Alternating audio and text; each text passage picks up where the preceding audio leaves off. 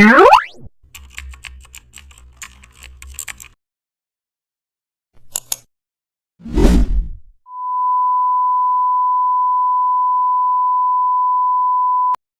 back to the channel and don't forget to like, share and subscribe for more updates.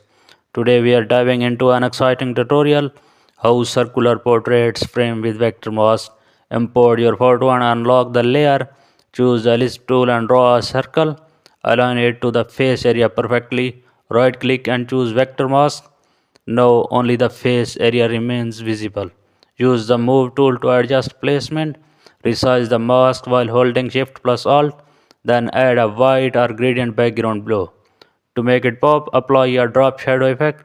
Increase contrast slightly for clarity. This circular flaming works for profiles. Duplicate the layer for double border rings. Try using metallic gradient for a premium look. Keep the background minimal and clean. Now you have got a perfect circular portrait.